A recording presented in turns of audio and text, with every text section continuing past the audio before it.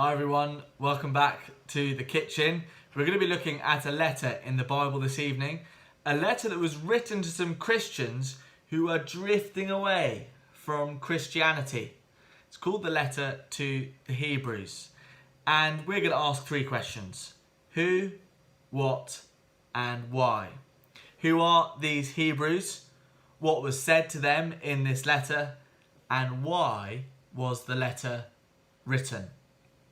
So first, who are these Hebrews? As I said, they're some Christians who were drifting away from Christianity. It's called Hebrews because these Christians were most likely Jews who had become Christians but were now tempted to drift away, to drift back to their old way of thinking. They're considering of letting go of God and his promises, giving up on trusting Jesus. This letter, it tells us how that started. One of the reasons was because these Hebrews stopped paying attention. So like a pupil in a classroom gazing out the window, these Hebrews, their minds have wandered off. They've stopped paying attention to what the truth is that they've heard. They're no longer concentrating on what God has said to them in the Bible. They're not listening to how amazing Jesus is. And so they've forgotten how good it is to be a Christian. In short, they're not paying attention to God's word, the words they've been taught. And so they've drifted away. Just like a boat, if it's not attached to the harbour, just drifts off into the sea. That's the who. This letter was written to some Christians who were drifting away from Christianity. And we might feel as though this letter would be good for us to hear. Maybe we're aware of how sometimes we drift away from God.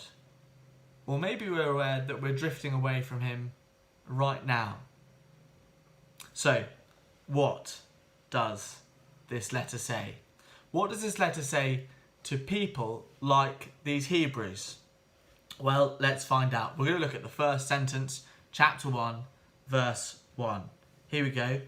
Long ago, at many times and in many ways, God spoke to our fathers by the prophets.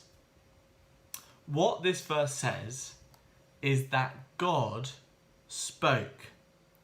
He spoke so that we can know him. Just like a friend who speaks to us so that we can hear them and know them, God spoke so that we can hear him and know him. God is a speaking God. And this verse tells us that God has spoken at many times and in many ways by the prophets. So there was Moses and Samuel and Elijah. There was Joel and Jeremiah and John the Baptist. Amongst others, different prophets at many times and in many ways, God has spoken.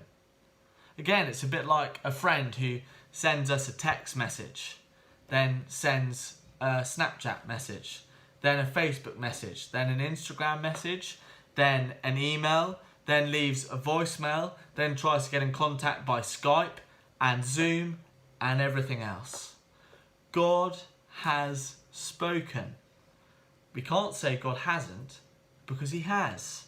He has made himself known at many times and in many ways. And we have his words collected right here in the Bible. So what does this verse say? It says that God spoke. And so then, finally, why was this letter written? Why does it say what it says? Why did these Hebrews need to be reminded that God spoke? Well, remember, these Christians were drifting away from Christianity, drifting away from the truth they'd been taught. They weren't paying attention or listening to the words they needed to hear from God in the Bible. And so for their good, They needed to be reminded who they were dealing with, who it was that had spoken by the prophets. It wasn't just anyone, it was God himself. And so they needed to start paying attention again to what he had said. It's a bit like this. Let's go back to the classroom where the pupil is just gazing out the window, not paying attention. They really should be paying attention if their teacher is speaking. But let's say it's not their teacher. Let's say it's their head teacher in their classroom.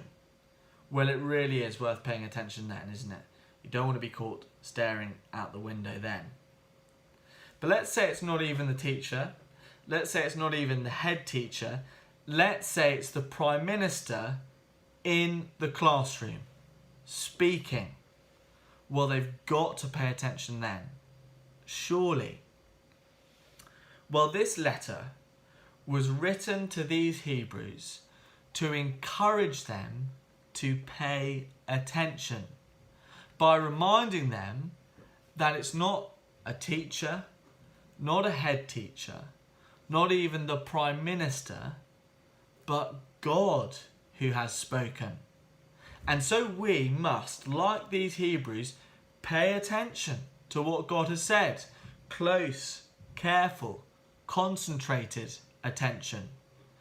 These words here are none other than the words of God. Who, what, why?